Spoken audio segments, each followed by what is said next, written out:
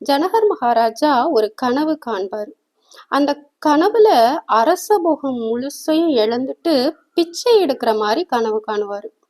திடீர்னு பயந்து போய் கண்ணு முழிச்சு பார்ப்பாரு. பார்த்துட்டு அப்பாடா இது கனவா அப்படின்னு பெருமூச்சு விடுவாரு. அந்த கனவு நிஜமாயிடுமோ அப்படின்னு ஒரு பயம் கூட வரும் அவருக்கு. ஏன்னா அந்த கனவுல நடந்தது அப்படியே நிஜ மாதிரியே இருந்ததுனால அவருக்கு ஒரே குழப்பம். மறுநாள் அரசவைய கூட்டுறாரு. அவையில நடந்ததையெல்லாம் சொல்லி எது உண்மை, இதுவா அதுவா அப்படின்னு கேக்குறாரு. யாரு சொன்ன பதிலும் அவருக்கு ஒரு நிறைவை தரவே இல்லை. அமைச்சருக்கும் ஒன்னும் புரியல. அப்போ அந்த ஊர்ல அஷ்டாவக்ரர் அப்படின்னு ஒரு முனிவர் இருப்பாரு.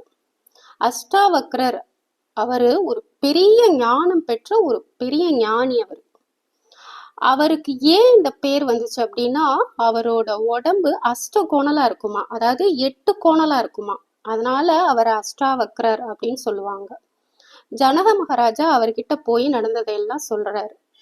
உடனே ஞானி சொல்றாரு, இதெல்லாம் மாயைப்படுத்துற பாடு அப்படின்னு சொல்றாரு. சொல்லிட்டு, மன்னா நான் கேக்குறதுக்கு மட்டும் பதில் சொல்லுங்க, கனவுல எது உங்க கூட இருந்துச்சு அப்படின்னு கேட்கிறாரு. உடனே ஜனகர், என்கிட்ட வறுமையும் பசியும் தான் இருந்துச்சு அப்படின்னு சொல்றாரு. சரி, இப்போ நனவுல எது உங்க கூட இருக்கு அப்படின்னு கேக்குறாரு. உடனே ஜனகர், இப்போ என்கிட்ட அரச போகங்கள் எல்லாம் இருக்கு அப்படின்னு சொல்றாரு. சரி, அப்பவும் இப்பவும், அதாவது கனவுலையும் நனவுலையும் எது இருந்துச்சு அப்படின்னு கேக்குறாரு. உடனே ஜனகர், அப்பவும் இப்பவும் நான் மட்டும்தான் இருந்தேன் அப்படின்னு சொல்றாரு. அப்போ நீங்க மட்டும்தான் உண்மை, வறுமை பசி அரசபோகம் இது எல்லாமே பொய் அப்படின்னு முனிவர் சொல்றாரு.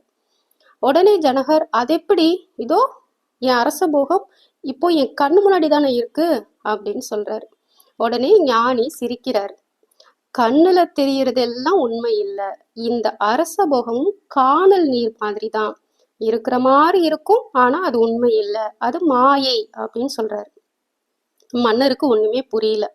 அப்போ முனிவர் சொல்றார், உனக்கும் ஞானம் வரும்போது புரியும், அதுவரை உனக்கு தெரியவோ புரியவோ செய்யாது அப்படின்னு சொல்லிடுறாரு.